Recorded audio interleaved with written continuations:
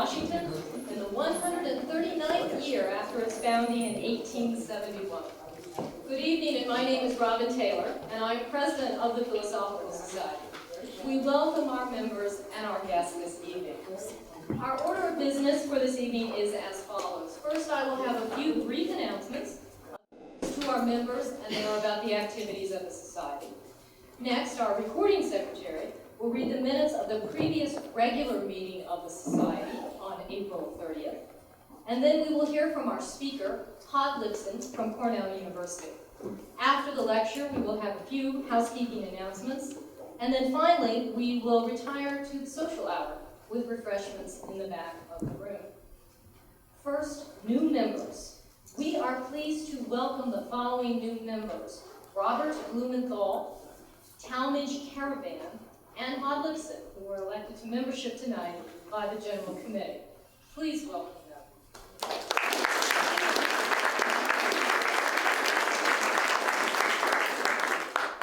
Second, I regret to inform you of the death of two of our longtime members. Tom Dutro has passed away. Tom was a geologist who spoke to us back in October of 2006. You might have remembered his lecture. He was with the Smithsonian Museum of Natural History, and he spoke on Where is That Collection? Finding Geological Specimens for Research. His family has asked us to announce that they will host a memorial service for him from 11 a.m. to 2 p.m. Saturday, tomorrow, in the Powell Room.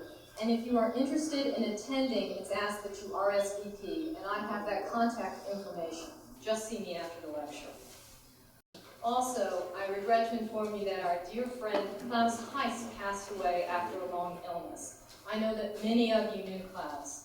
He most recently served the Society as our president-elect, and many of you know that he was a passionate advocate for space exploration, and in particular, lunar colonization.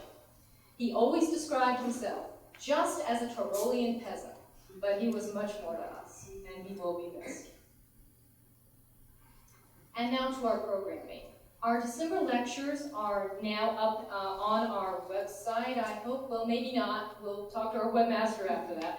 But we have confirmed on December 3rd, we will be hearing from William Brinkman. He is the director of the Office of Science at the Department of Energy. And on December 17th, we will hear from Yagmit Kanwale.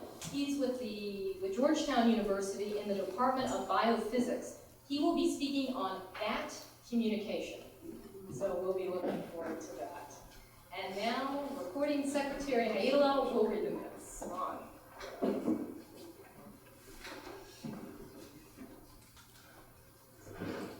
Good evening.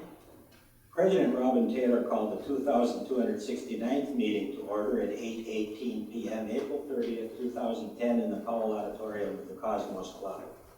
By the way, this is the meeting, not of the, these are the minutes not of the last meeting.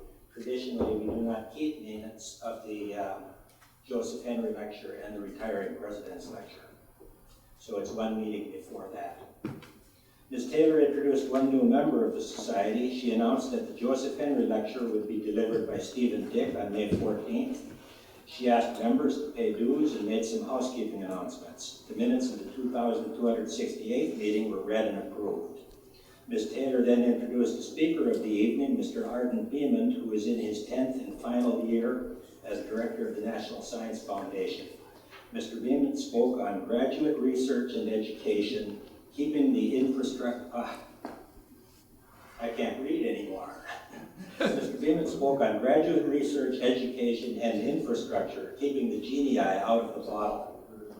Mr. Beeman began by saying that the genius of the American approach to graduate education is the combination of research, education, and infrastructure in one place, research universities. To keep these three genii unbottled, it is essential that we continue to manage our research and development efforts well.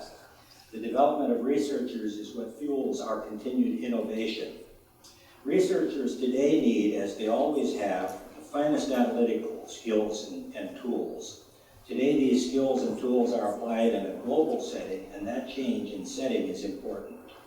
Researchers also need interpersonal and communication skills. They need to be able to engage with others on a global stage. In the middle of the last century, the idea of a global approach would have gotten a very short hearing. The United States had survived 2 world wars relatively unscathed.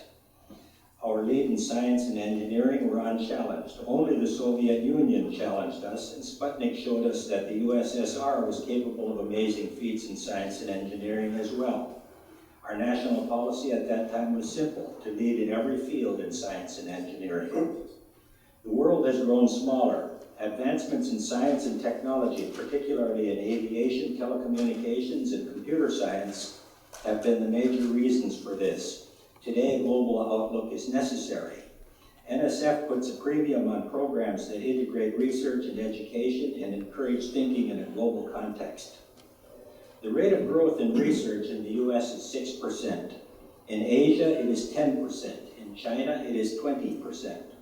Today, the US must be an inclusive player and collaborator.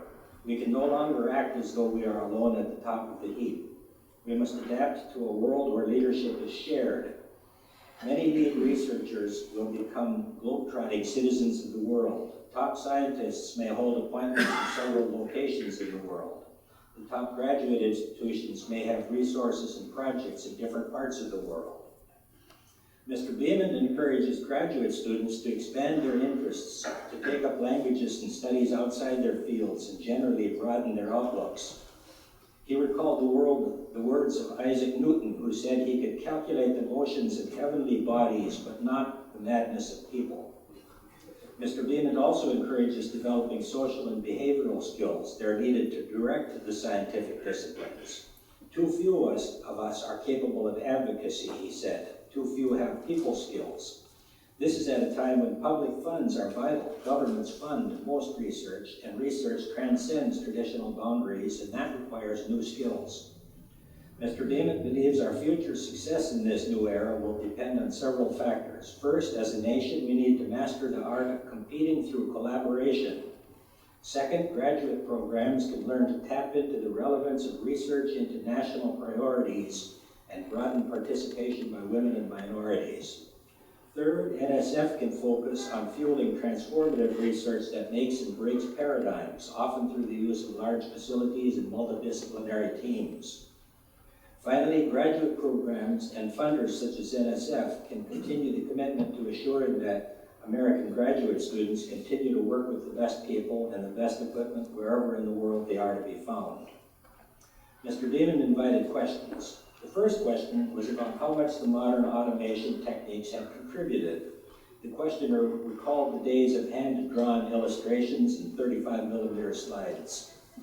Mr. Beeman said that automation and telecommunications have made a great difference. Virtual networks, instant communications, and the like are making information more open and ubiquitous. Discovering planets is an example. It is now possible for high school students to discover planets. One questioner asked if the culture of science today provides less support for honesty. Mr. Beeman shared the concern. He mentioned some examples of the problem and spoke of techniques to encourage honesty. He discussed social networks and networking, including games and game theory, as possible innovation in this area. Game technology may be incorporated and teachers may be included. All this may help teach people to include all sides of a question. Someone commented on the negative effects of security clearances, which make it easier for people to take credit for others' contributions. Mr. Beeman commiserated and noted the practice of industrial espionage. He recounted some of his history from his industrial work and said some of the stories are pretty scary.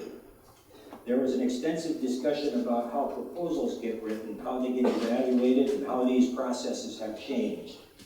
The patterns of interaction and the mechanics of administration in science and engineering, especially innovative leading science and engineering, were also discussed.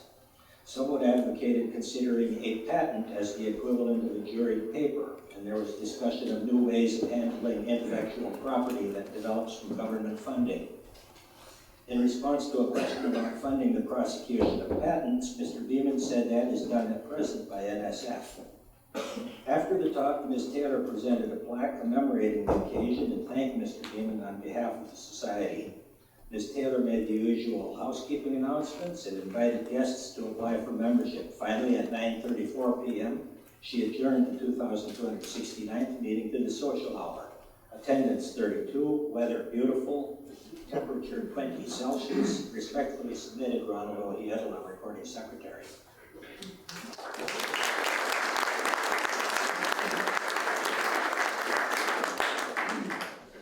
Are there any additions or corrections to the minutes? There are no further corrections, then the minutes are deemed approved. And now to tonight's lecture. Tonight's speaker is Hod Lipson, professor in the departments of Computing and Information Science and Mechanical and Aerospace Engineering at Cornell University. He directs the Computational Synthesis Group, which focuses on novel ways for automatic design, fabrication, and adaptation of virtual and physical machines.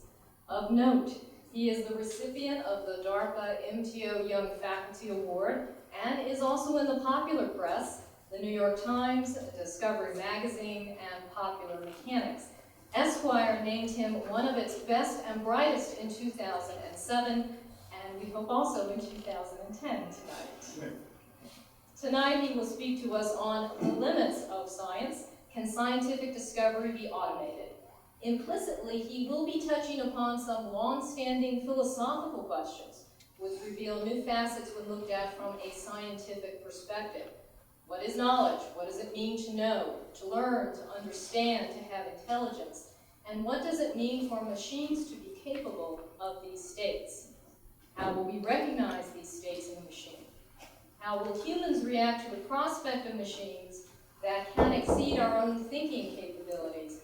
And how we'll react when we know that those machines are already here with us. Hod Lipson. Thank you.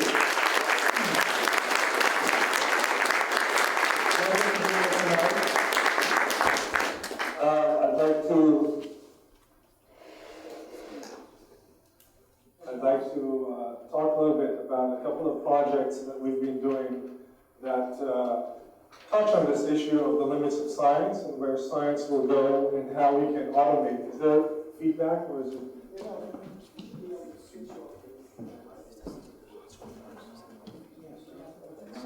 Okay, so you're just this better? Okay. So lower the volume a little bit. Okay.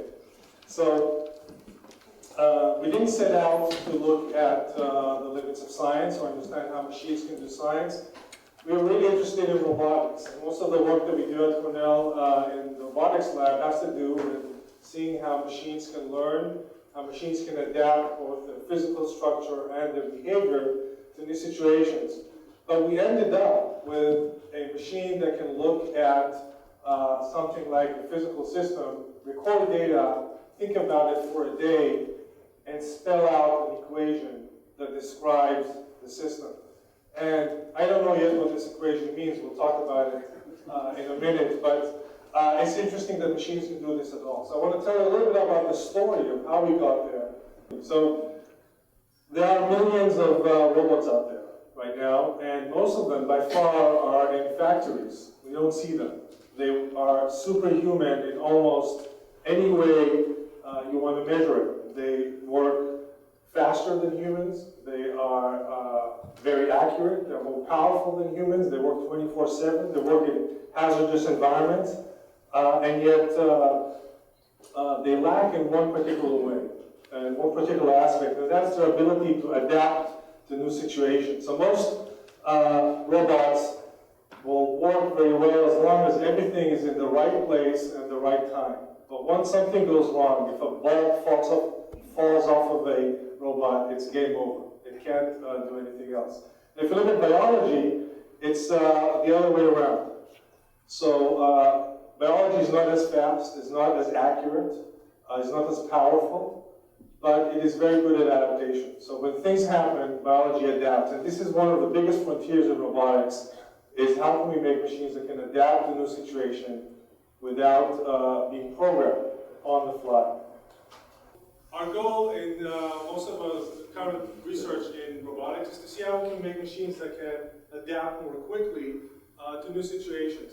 And so I used to have to show a slide about a robot going to Mars or something like that to adapt to new situations unforeseen by engineers. But really, this happens now in many other places. I don't know how many people here have a robot vacuum at home. Anybody here have a robot vacuum? Okay, 1, 2, 3. So I have 5 of them at home. It's interesting, they work less well when there are 5 than there's just one. They huddle in the corner and they don't do anything. So these robots it's not like a factory floor. When the robot works at home, it's a different floor plan every day. Furniture moves around. My kids ride on the robot. It's challenging. And so this question of adaptation is one of the big challenges of robots and how they can adapt to it.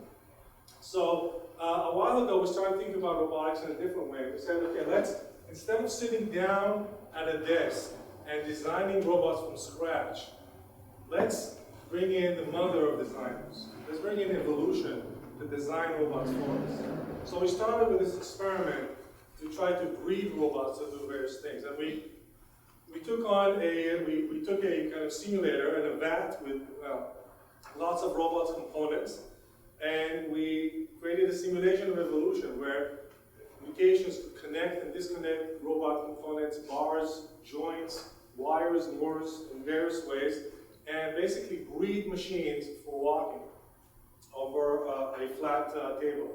And you can see here a couple of these machines crawling around, and they were designed and made by evolution, and one of them, the video isn't playing, but the robots did. And here's this, for example, this robot looks pretty symmetric, and it kind of crawls around pretty nicely. And different robots move in different ways. And here's, for some reason, the projector is kind of trimming some of the screen. But here you can see a robot that kind of crawls nicely on a flat surface. And here are 2 of these robots actually built. You can see here 2 of these robots crawling on the carpet. When you look at these robots, they're not great in terms of robotics, but what's interesting about them that they're a product of this evolutionary search. So they weren't designed per se by an engineer. We just said, here are the building blocks. We need a machine that can walk. Let's breed machines that can do that.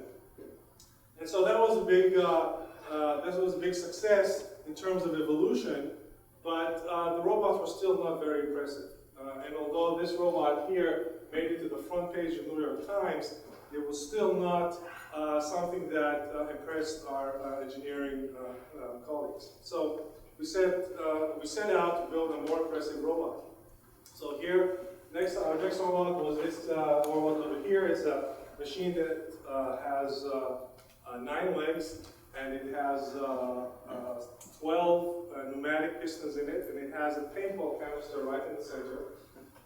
And it's basically a set of valves that you can see over here. And there's a brain inside this robot that determines how the pressure goes from the center canister all the way to the pistons.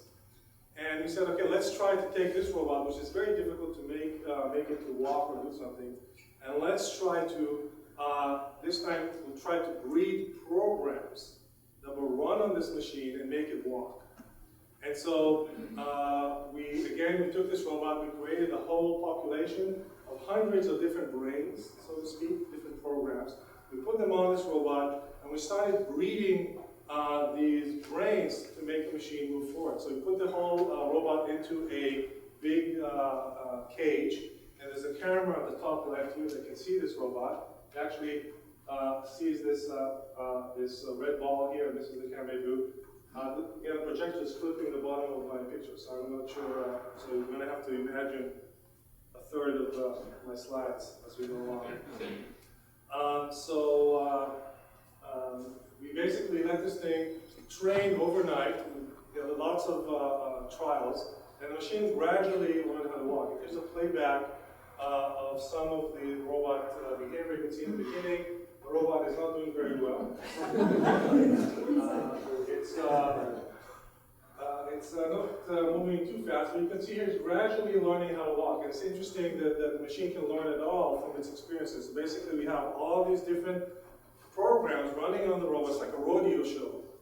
Some of them do better than others, and those that do better get to mate with other programs that do well and produce offspring programs that can do even better sometimes. And this thing, if you leave it running for a long while, the robot gradually learns how to walk.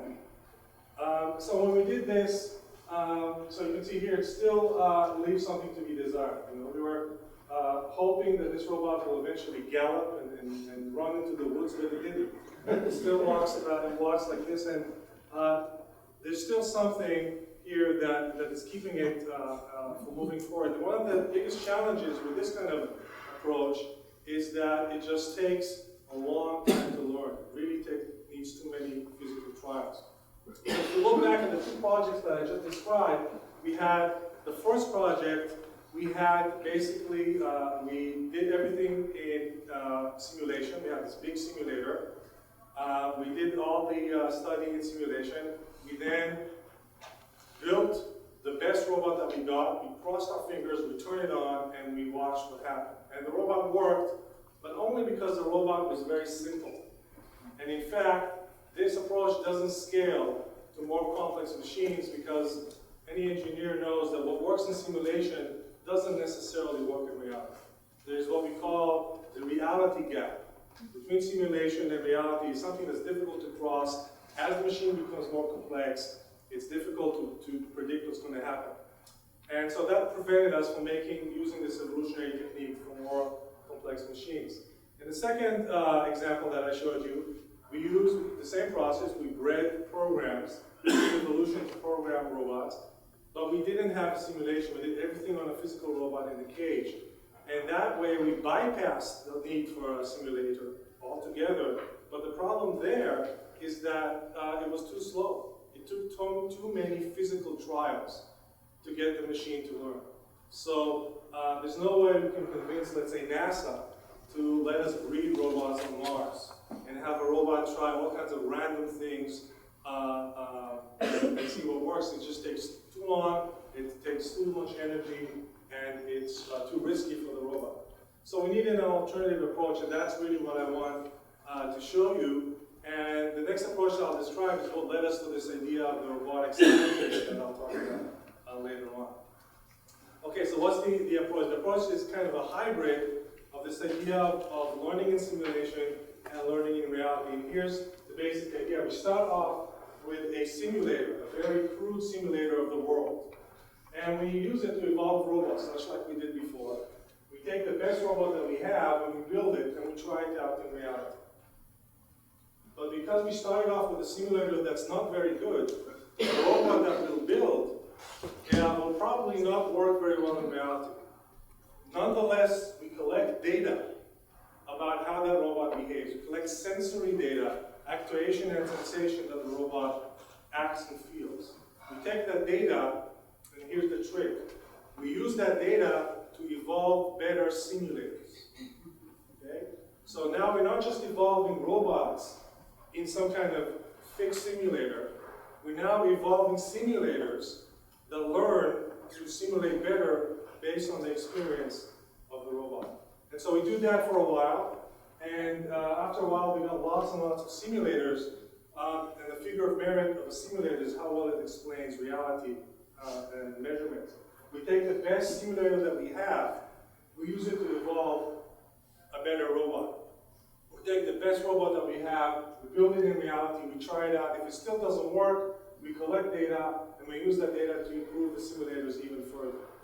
And so what we've done here is we've taken this idea of evolving machines, or robots, or breeding machines, and we basically co-evolve them with evolving simulators, like predator and prey. Okay, they keep working together or against each other, if you like, and gradually there's an arms race, and we get better and better robots, but we also get better and better simulators. And we do fairly few physical trials in the process. So let me show you how that works on a real robot. So let's take this robot over here. It's a four-legged machine. It has 8 motors, one on each knee and one on each hip, right there. And it also has 2 tilt sensors that can tell the robot how it's tilted, left or right, forward or backwards. Okay? So this is a fairly simple machine. And if you look at this machine, you wonder, actually how it can walk at all, because all these legs can only go up and down and kind of flap. So how can a machine like this walk? So this robot needs to learn how to walk using these 8 motors and 2 sensors. But here's the challenge.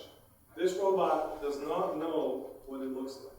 It doesn't know if it's a tree, if it's a snake, if it's a spider. It has no clue what it looks like. All it knows is that it has 8 motors and 2 tilt sensors, and it needs to learn how to walk. Maybe this is not unlike what the brain of a newborn child feels when it's connected to all these muscles and sensors, and it needs to figure out how to do something. So, to understand what this means, imagine yourself sitting in a black box with no windows, no nothing, it's completely black, and you have 8 knobs. And as you turn these knobs, you can feel the box tilting left and right, forward and backwards, and you have to figure out how to make that robot, this box, move forward. And of course, you can do trial and error many times, but that's not going to get you very far. So what can we do better than that? And so this is what we're going to do. We're going to start off with a robot that's going to make a random action, just randomly move, and it's going to collect sensory data. And now it's going to evolve models of itself that explain the relationship between actuation and sensation. Okay, it's going to create try to generate a self-image, something that explains all the sensations that it has. And once you'll see this in the movie in a moment, and all the self-models, the stick figures that it's going to create of itself, in the beginning will be wrong. But you know that they're wrong, but as far as the robot knows, they're all valid hypotheses about what it might look like. It will then, and this is a critical step, it will look for the next action to do, the next motor command that causes the most disagreement between predictions of the models. Okay? Why the most disagreement? It's like a scientist designing an experiment that causes the most disagreement between predictions of competing theories. And there, if it's designed that way, then the result from the experiment will refute at least one of the theories. All right, so this is a critical step. We'll take that, find that action that causes the most disagreement, and execute that action. We'll collect more data. That data will refute some of the models, improve others. It will then look how to disaggregate the remaining models and go on in a cycle like that. At some point, all the models will kind of be eliminated, and we'll convert to one kind of self-model, which we'll then use to plan how to walk. So, and what you don't see here is the self-model that it will find. It will use that to learn how to walk it, because the model will be pretty close to reality. What makes the model move, the self-model move, will also make the robot move. So let's see what happens. So here's one of our first experiments. Here's a robot. We let the robot basically explore itself. And it's beginning to do its thing. And it's trying to figure out what it is. And unfortunately, unlike itself. So that's we don't want to let the robot explore too far, because it might, you don't want to walk off a cliff just to see what it feels like. Right? So there's a lesson there that we don't want to let the robot explore too far beyond what it already knows. So we change the robot a little bit, and we try this again, and here's what this robot does. So here's the robot. It's going to do its first experiment.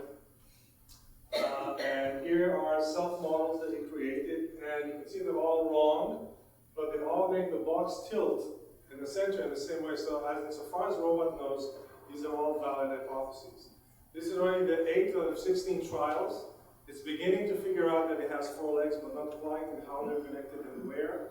And this is the 16th out of 16 of these brief trials, and you can pretty much see that it figured out it has 4 legs and how they're connected. It's not a perfect model, but it's pretty close.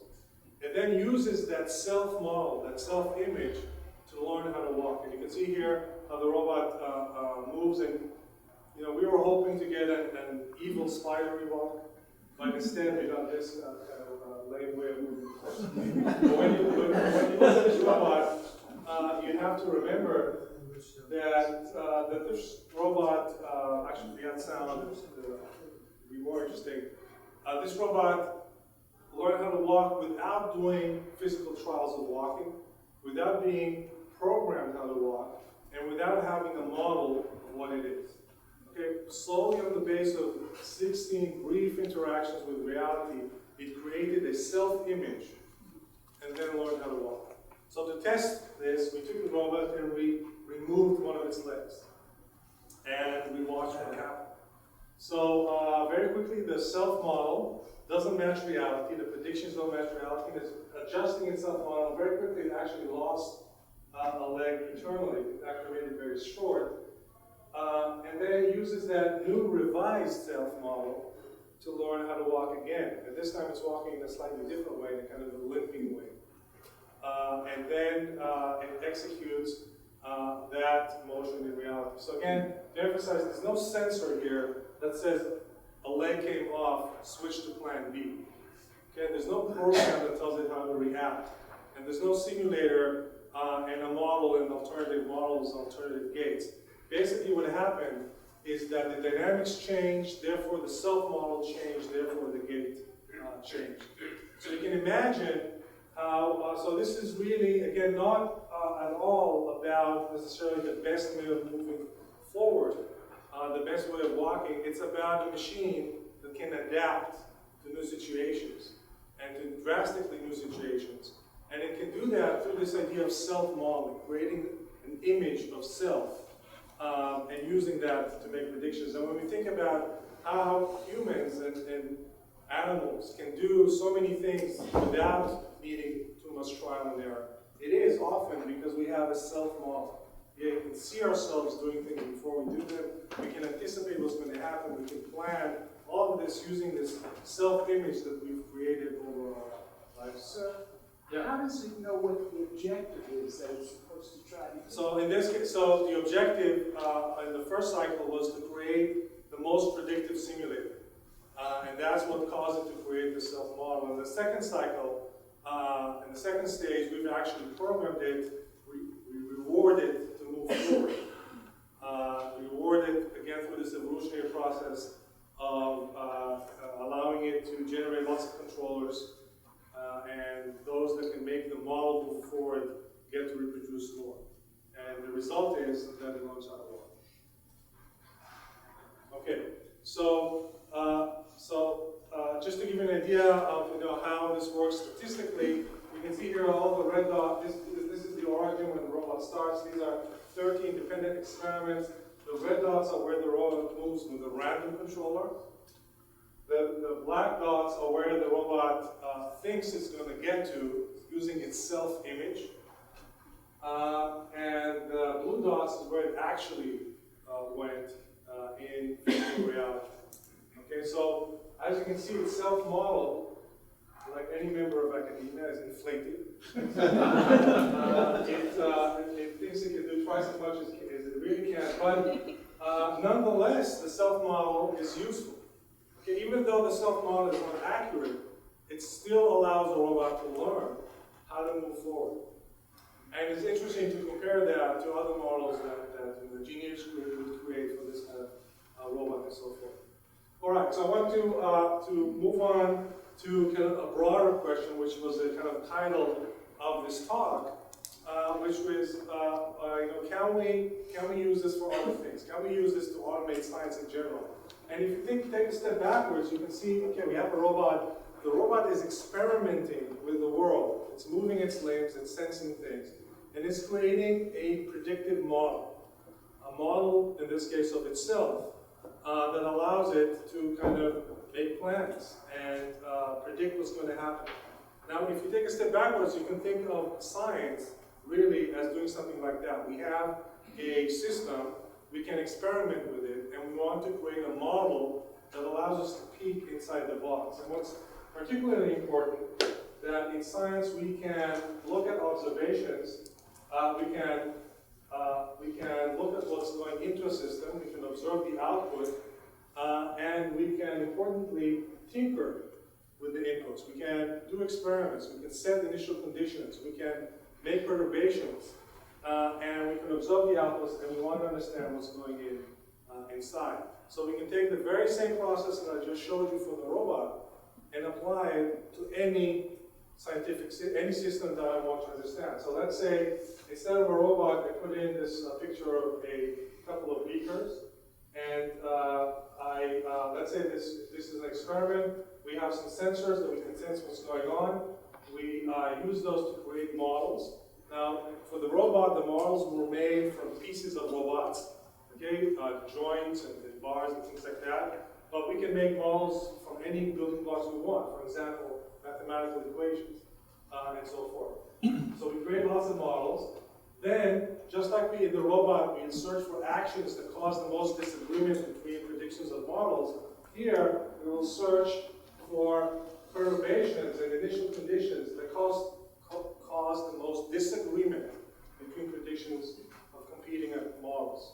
So we do that for a while. We find the condition that causes the most disagreement. We apply it to the system. We get more data, and we gradually will find out what's going on.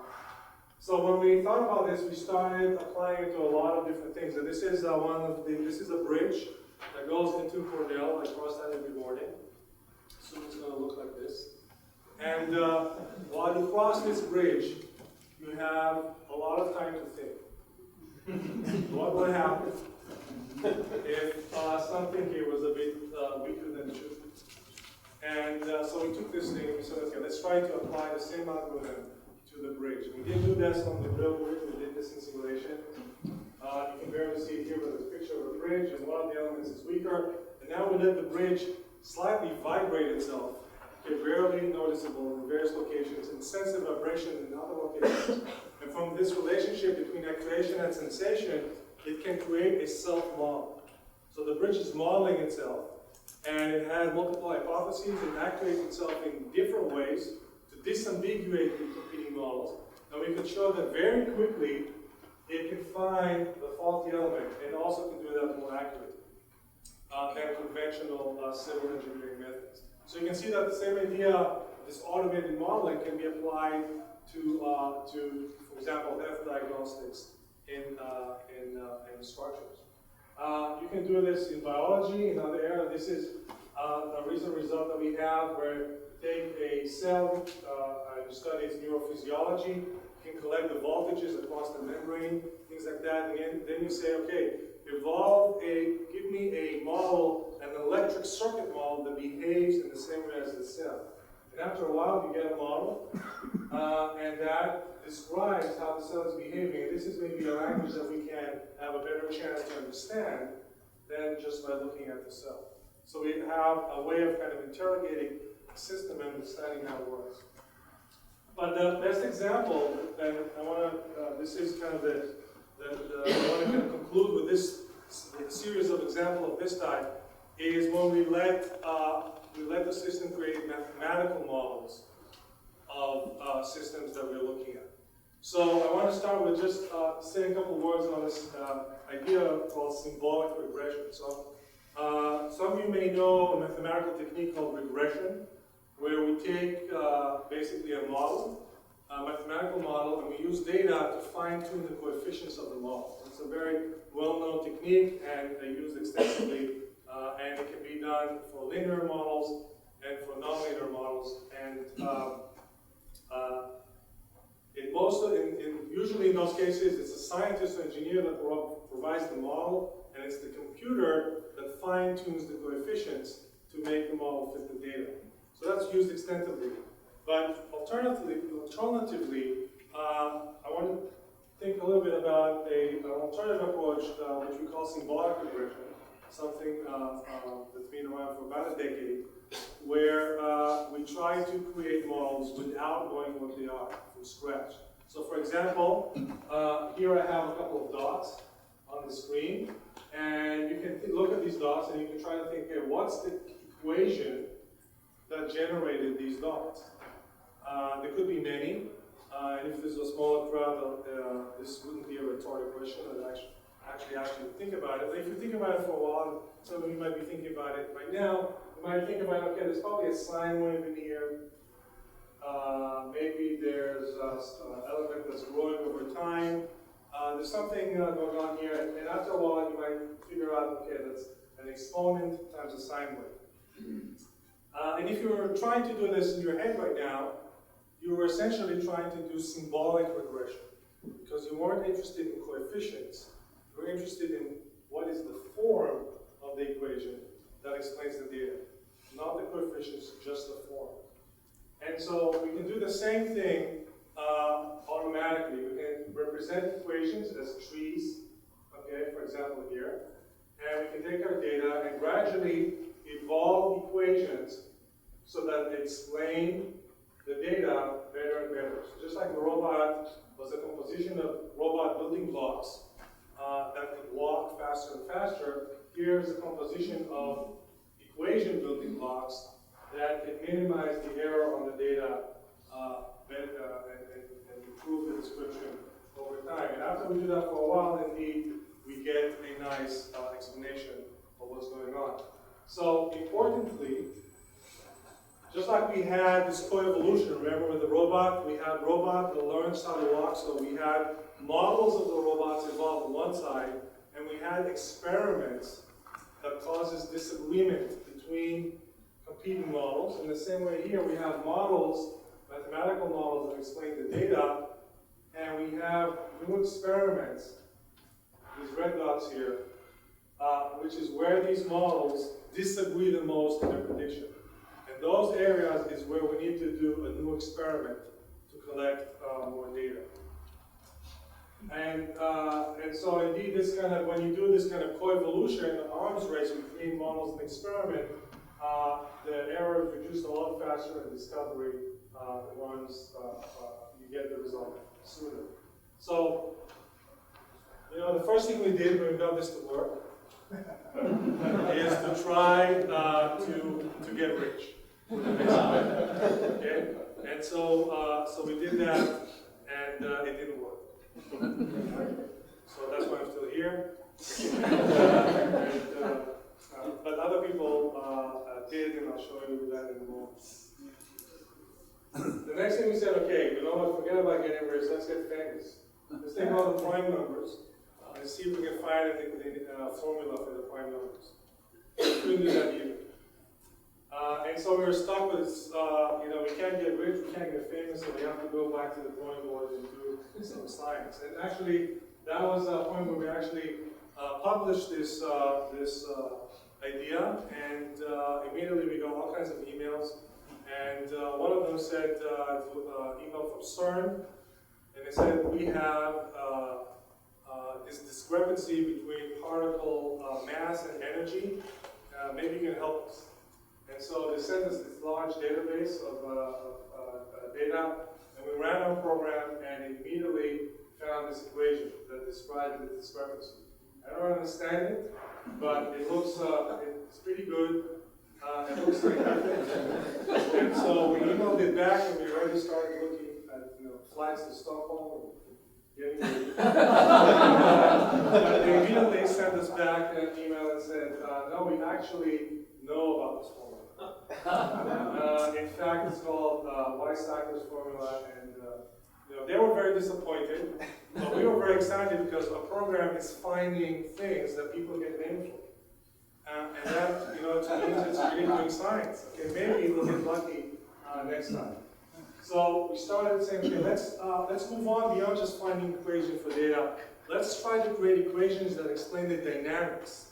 So we take the data and we compute its derivatives, how things change over time. We try to fit equations to the derivatives. And if we can do that, we can get models of a dynamical system. And just to test it, we took these 7 differential equations. Again, I don't know what they mean, but they're a little complicated. We put them in a box. We generate data from them with a little bit more noise. We sprinkle some 10% of Gaussian noise on it, and we let the computer reverse engineer the equations directly from the data. And we get all the equations back. And these are 7 equations that describe the glycolysis cycle in the cell. And again, in about 4 hours, just from this data, we get the equations back. Okay, so the machine is doing something. It's looking at data, and in 4 hours, which is not a lot of time, it comes up with these equations. And in fact, they got everything right except for this term here, but it's very small. So we have something interesting. So I gave this talk a while ago, and I ended at this point. And on my conclusion slide, I said, I begged for data. I said, if you have interesting data, let me see it, and let's see what I can find in it. And one time, this was the University of Texas in Southwestern, this guy, Gurul Sewell, from the University of Texas Southwestern, comes to me and he says, I have the perfect data for you. I'm studying these bacteria, Bacillus, and I collect the single cell dynamics. Now this is very important. When most biologists do experiments, they do an experiment on a test tube with a billion cells in them. Now some of them, they're doing all kinds of things, going up and down and so forth, but when you average a billion cells, you lose all the interesting dynamics and you get just global trends. Well, this guy can measure single cells. So you can take a look at a single cell and you can see nutrients and biochemicals going up and down in the cell and various things. And he can plot these things over time. He basically can look at that and try to understand what's going on. So Gurul sent us these data for 60 cells. For each cell he has 2 traces, and he says, find the equation that describes what's going on. Now every cell does something different, but he's interested in one set of equations that describe all the cells, possibly with different coefficients. All right, so this is the perfect challenge for our project. So we took this data, we plugged it in, we ran it for a week, and we got this equation. Now, I sent it to Gurul in an email, and he immediately replied and said, that's total crap. It doesn't mean anything. It doesn't even fit the data very well. It's just wrong. And this was very bad, very depressing, and we didn't know what to do about it. And we thought about it. We thought we had to find the equations for the physicists. Why doesn't it work for biology? And we were thinking about it for a while, and then we realized, okay, first of all, we gave it plus, minus, divide, multiply as building blocks, and sine and cosine. Now, any biologist will tell you sine and cosine are irrelevant in biology. Sine and cosine are building blocks for physicists, and they have to do with geometry, not with biology. So, in biology, and indeed it didn't use it. But obviously, we were missing a different building block that's relevant to biology. And we thought about it for a while, and we realized that the building block that we're missing is time delays. So in biology, you need time delays. Things don't happen exactly at the right time. Okay? Things need to be a little bit loose in terms of when they happen. Because of diffusion and various chemical processes, you need time delays. So we added another building block into the process, time delays. We ran it again, and bam, we got these 2 equations that explain the entire data set. Now, if you look at these equations, and you don't understand what they mean, you're in good company. I don't understand what they mean either, but look at these equations, they have to be right.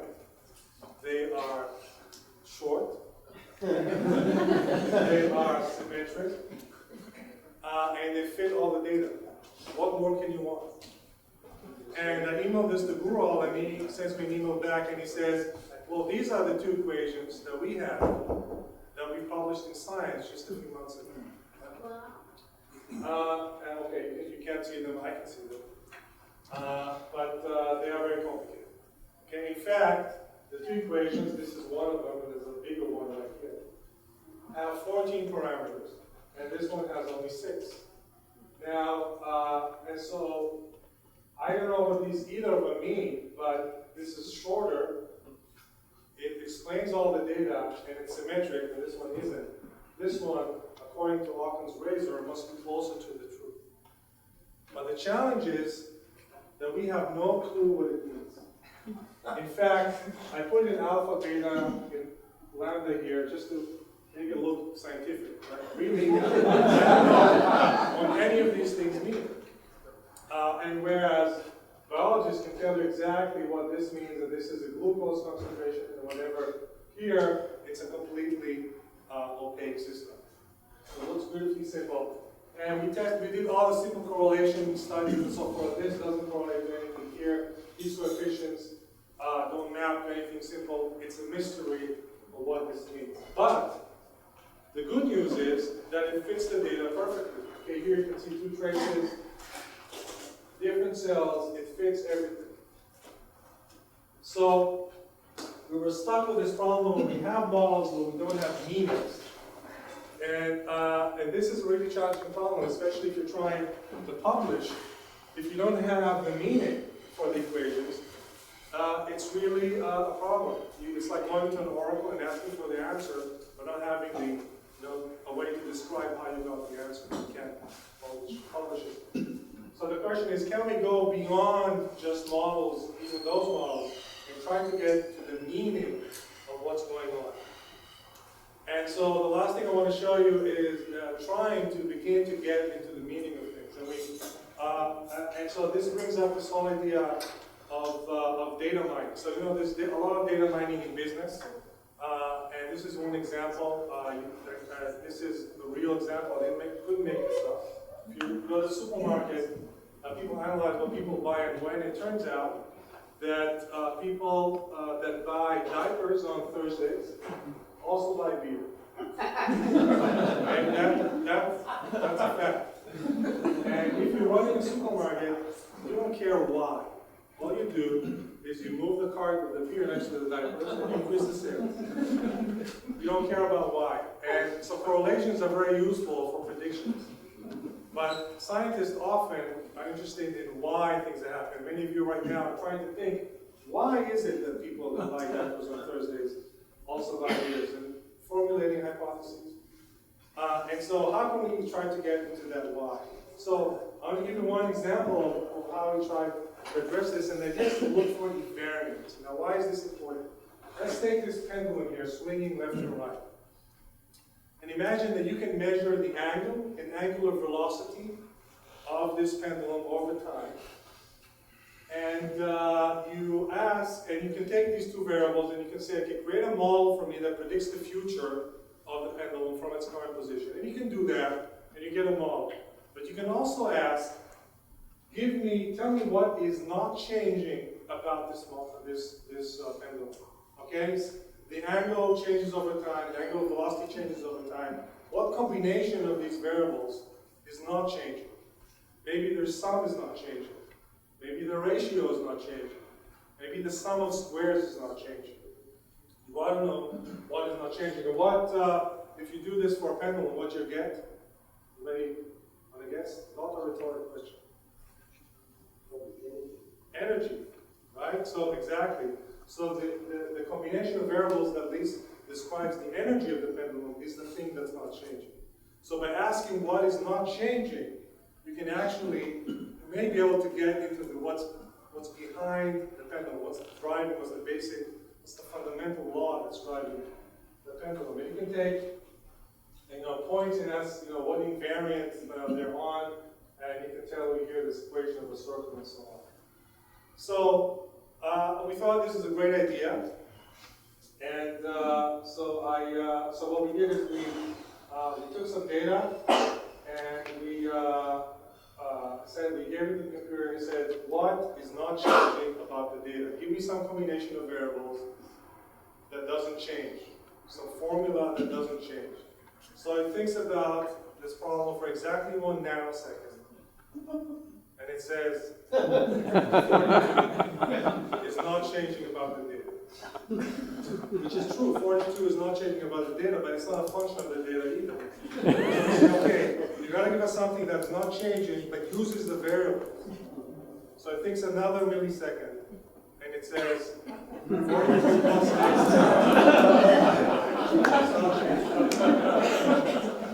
okay, so we say, okay, no. We want to give us an equation that is not changing over time, and is a function of variables, and it doesn't, and the variables don't cancel out. Okay, so it thinks a little bit more, and it says, and you won't be able to see it, but it says 42 plus 1 over 1,000 plus x squared. And that's almost 42. And if you ask it to be, get a little closer, it puts 10,000. Okay, so it's like arguing with a teenager. You can't completely get it to comply, and always find its way So we spent quite a bit of time trying to think how to get the machine to give us a meaningful answer. And eventually I gave it as homework in my class.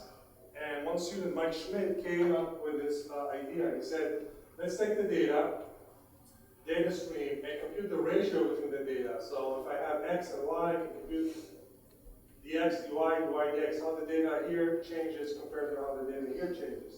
And if I have a candidate equation that's evolving, I can also compute df dx, df dy, take the ratio between those, and I have how that equation predicts how things are going to change. And I can compare these together, and I can get a figure of merit for how good the equation is. So it can't cheat.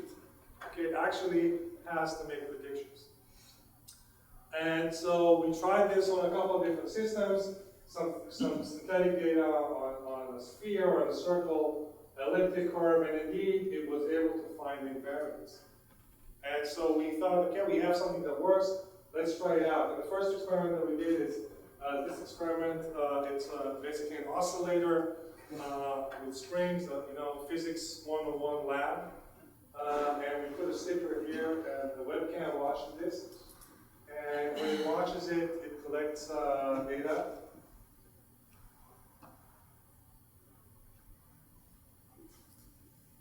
It collects data over time. In this case, it's just a sine wave. And then we ask it, okay, what doesn't change about this thing? And immediately comes up with this equation here, which happens to be the Hamiltonian of an oscillator, which is the total energy of an oscillator. And you run it again, and you can't see it, but I can. It comes up with the Lagrangian, which is another thing. You run it again, and it comes up with other things that we don't know what they are. So there's some naming opportunities. Right? So we said, okay, let's kick it up a notch. Let's run it on a pendulum. So here's a pendulum. And it produces the Hamiltonian of the pendulum, which you can't see either, but it's correct. So we said, okay, these are too simple. Let's take the double linear oscillator. These are two things that, two oscillators with 3 springs, get crazy behavior. And you look at this over time, and you ask, okay, what's not changing about this stuff? And it comes up with this equation, which is the Hamiltonian of a double pendulum. Again, the Hamiltonian is the total energy, the equation for the total energy of a double oscillator, in this case, which would take some time for a graduate student, physics to write out. And so we said, okay, this is really the most, let's see if it works for this. This is a double pendulum. It's a pendulum hanging off of a pendulum. Okay, it's really crazy behavior. It doesn't repeat itself. In fact, I brought one here. And you can see here, just do a quick example. I'm going to give myself, mark myself right there. But, okay, so I start off here. Start off here. Okay, so this is it's a really kind of interesting. It's a classical system for a classical complex system that's difficult to predict. We collect the data from the system. It looks crazy, and we say, okay, tell us what's not changing about this data. And it thinks about it for a day, and it comes up with conservation of energy, conservation of momentum in high energy, the whole Newton's equations, the geometry of the pendulum, all kinds of interesting facts about this thing, including F equal ma. And so, in fact, we can run it on multiple pendulums, fat ones, short ones, long ones, and thin ones, and we can say, how does this equation, the coefficients, relate to these different lengths and masses, and it comes up with the relationships, and eventually it can actually give us the complete equations with masses and the whole thing. What's really interesting, and this is kind of the closing point, is that if we run it on multiple systems, pendulums and oscillators and springs and all kinds of things, and then we ask, okay, what are you rediscovering?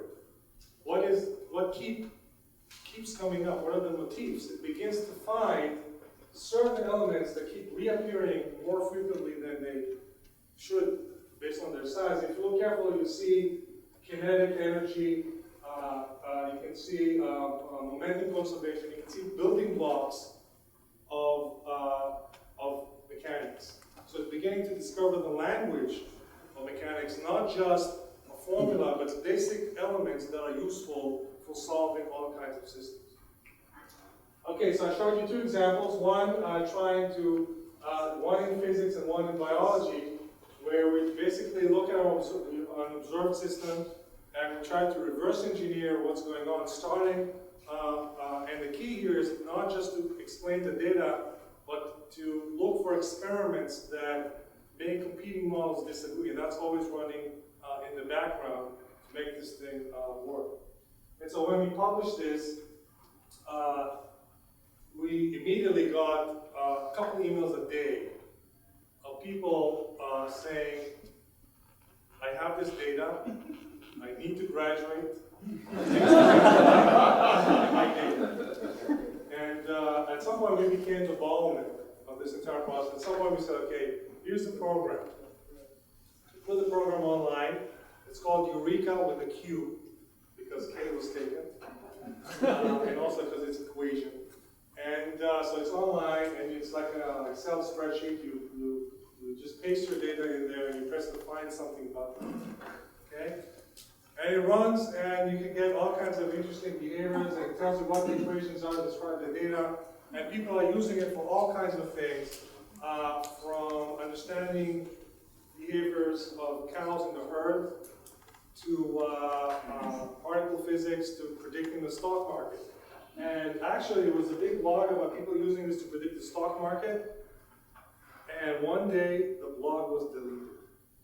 And I think they found something, and I wish I had saved that blog because they had some useful information there, but people are using it to do all kinds of interesting things. In fact, as far as we know, there's about 10,000 people running this and doing all kinds of things, and basically doing citizen science, if you like. In fact, there's one person who emailed me, said he's looking for the formula for happiness. I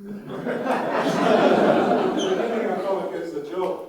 But then he said, no, I have data about how many phone calls people make, how much money they have, how many emails they send, how many friends they have, all kinds of things, how many times they go on Facebook, and how happy they are.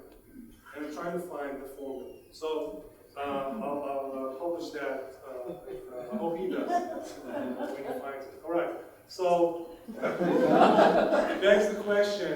We know that that evolution cannot produce Shakespeare, but it's interesting that he can find Hamiltonians and other things, and can do science.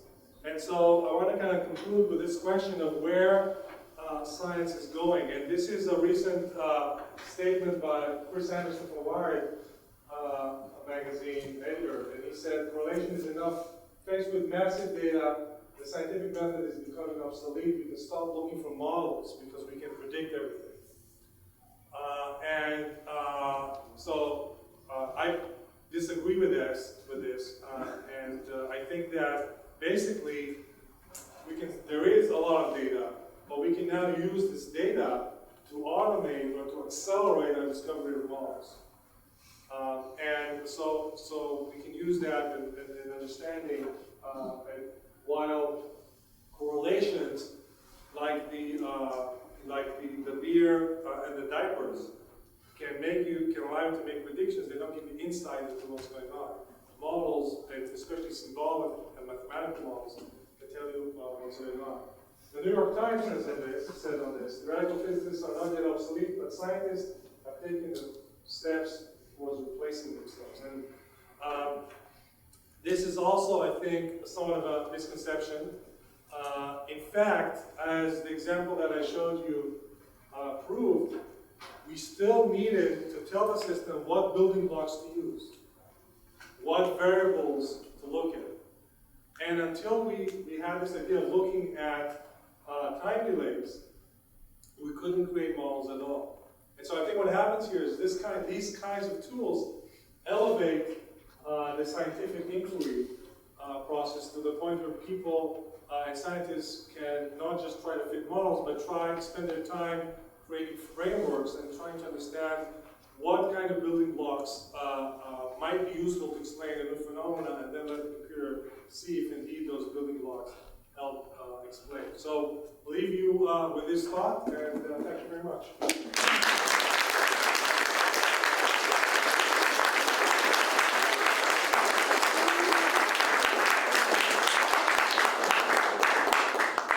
So our speaker is going to be taking some questions. Since it's hard to hear in this room, if you would stand when you're asking a question, speak as loudly as you can, and we will ask our speaker to repeat the question. Yeah.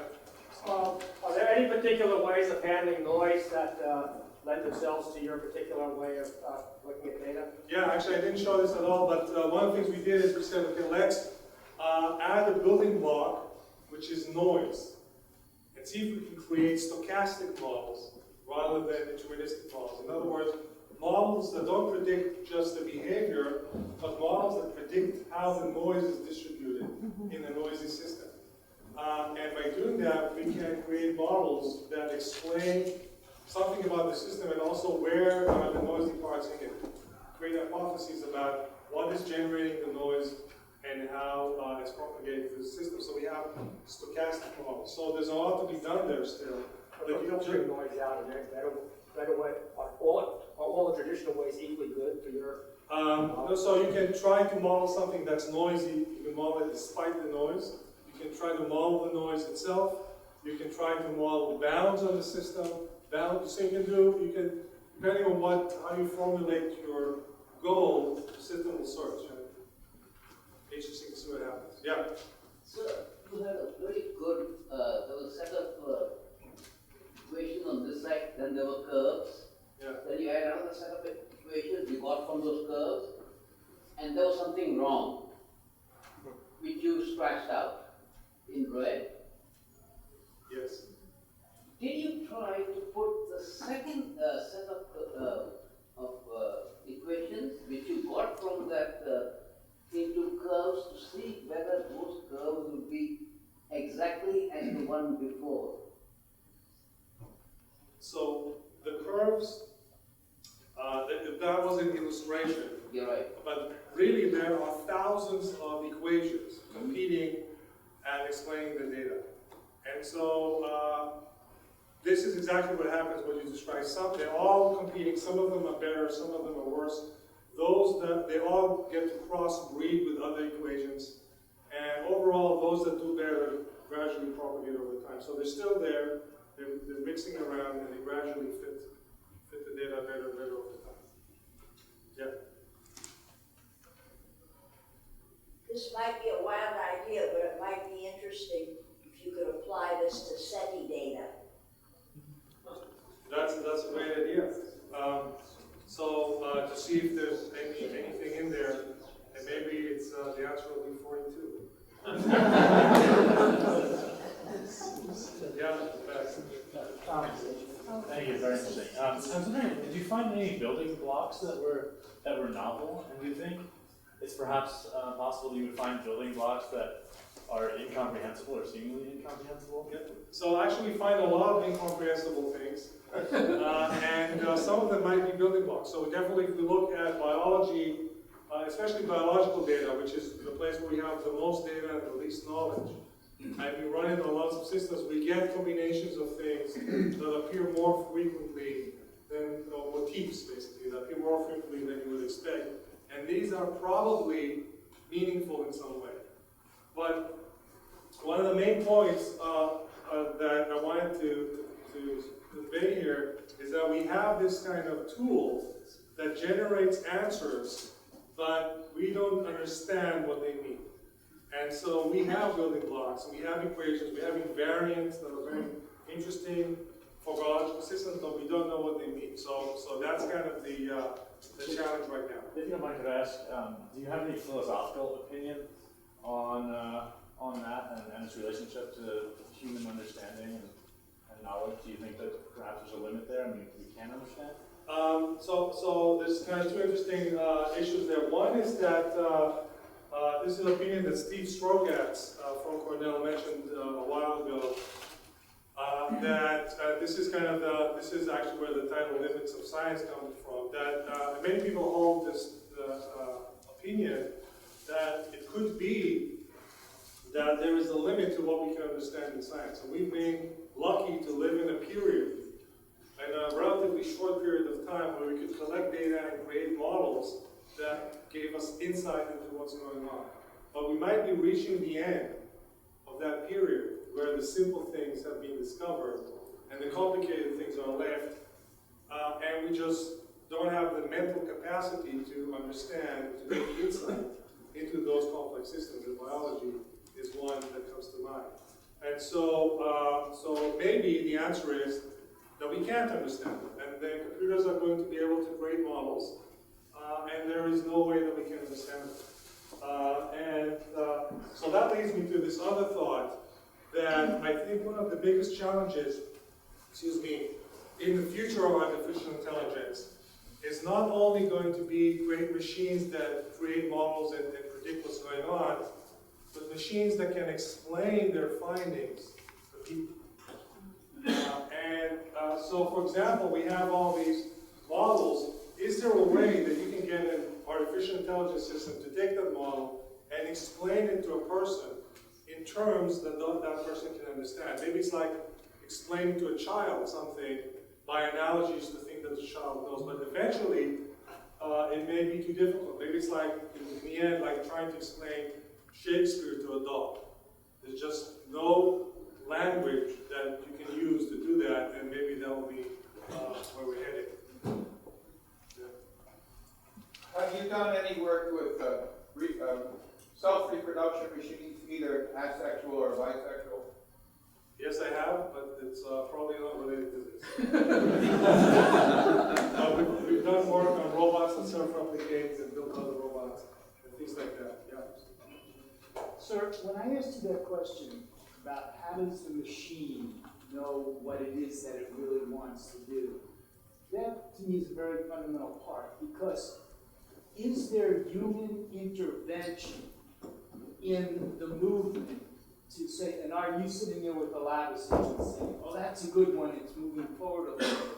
Or can you leave this thing for a month by itself or a day or whatever, and come back and then see that it's progressed towards whatever the objective is? Just, it's hard for me to understand how the machine knows what it is that it wants to do. Like a baby moves because it either moves towards something or away from something that it wants, or whatever, or it has genetic makeup to make it want to do. So what do you do where you can leave the lab completely and not watch the thing and have it know what it is that it wants to accomplish?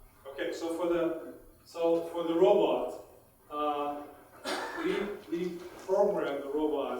We program a reproduction criteria, and we say first create a self model, and then find a way to move that model in a way that moves its center of mass the furthest over a fixed period of time. Then we leave the loop. Okay, so it has this criteria, maximum speed basically, and it creates self-models and then uses these models to try to move the center of mass.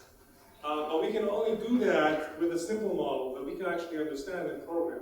But as the self-model of the robot becomes more sophisticated, it's increasingly difficult to do that sort of thing, to be able to reward it, to do anything, and that's going to be more difficult. But here's the interesting thing that relates to your question. We did experiments where we took robots in simulation and we didn't reward them for anything. We just let them do stuff randomly, under mutation and no selection. Just let them do random things. And what happened? After a while, they began to self-replicate. Why? Not because they want to self-replicate, but because these machines randomly moved around rearranging pieces, and by accident, things that tended to self-replicate or put the pieces together to create more just became more frequent in the population. And so after a couple of billions of cycles, the things that were most frequent in there were machines that are self-replicating. Well, can that be a danger to humanity, where machines basically start to take care of themselves? Maybe. Yeah. How does your work relate to what's traditionally been called artificial intelligence? Well, this is part of machine learning. That is a piece of artificial intelligence. I think this idea, and in particular, it's related to evolutionary computation, which is a subfield of machine learning in artificial intelligence. One of the interesting things about evolutionary computation, which basically takes idea inspired from biological evolution and applies them to machines and programs, is that it is very knowledge sparse. It's very blind. It's not like other methods where you kind of have to program them in various ways on how to learn. This is a method that kind of does a lot of computation. It's very slow, but it discovers things automatically. And I think one of the, it's perhaps one of the only methods that can actually discover new things like these models that I've shown. Yeah. So to ask an evolutionary computational question, you have these tree-like heuristics. And so what I wonder is when you get into complex systems, you must run into local minimum problems. And so have you tried to actually, perhaps almost something tantamount to bootstrapping the trees and running them over and over again to see where your local minima are? Can you use some sort of graph theoretical constructs to get out of the local? Yeah, so actually it's a good question. Surprisingly, so local minima is a problem where you have models that try to explain data and they overfit and explain one particular area very well, and they can't improve, get away from that point. One of the things we found empirically, and I can't justify it yet, is that this idea of using coevolution, where you create lots of models and then add more points where the models disagree about the most, greatly alleviates the problem of local minimum. We've seen that extensively in lots of experiments that is published, and I think the reason is that when you have models that overfit the data or get stuck in local minima, they tend to disagree about those local minima.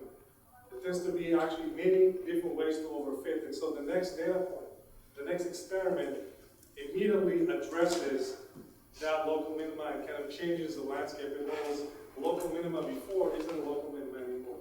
So we find empirically that this alleviates all the problems. Much of the problem still is some of it, but it greatly helps. One more. You used an analogy where you called up a newborn baby. Why did you choose that point in the development of the baby instead of some other significant marker like the point where the brain has 2 cells instead of 1? Completely arbitrary choice. Just to make it clear. Thank you very much.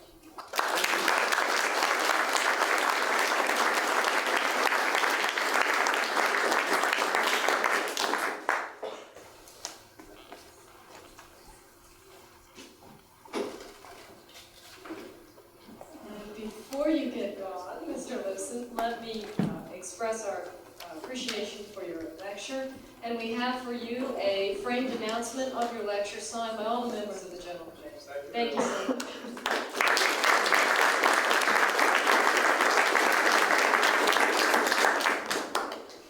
And now a few final housekeeping items. If you dined with us tonight and have not yet settled your account, if you will see our treasurer in the back, John Ingersoll, he is standing up. And as always, we appreciate your dues and contributions to the Society. Second, if you are not yet a member of the Society and are interested in joining and receiving invitations to dinner with the speaker and announcements of upcoming lectures, see Eric Gottschall. He's our membership chairman, and he is, where is Eric? No Eric. Well, trust me, we do have a membership chairman, or you can see me or any other member of the General Committee. We'll be in the back, and we'd be happy to talk with you about membership. Our next meeting, the 2272nd meeting, is on September 24th here in the Powell Room at 8:15 p.m. Our speaker will be Robert Kahn, formerly of DARPA, where he initiated the U.S. Strategic Computing Program and conceived of the idea of open architecture networking. He's now CEO of National Research Initiatives, and he is speaking on interoperability of heterogeneous information systems on the internet. So please join us for Robert Cohn. Is there any further business of the society? If there is no further business, I will entertain a motion from a member of the society to adjourn. Is there a second?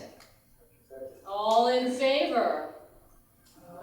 All opposed? Motion carries. The 2,271st meeting of the Philosophical Society is adjourned to the social hour.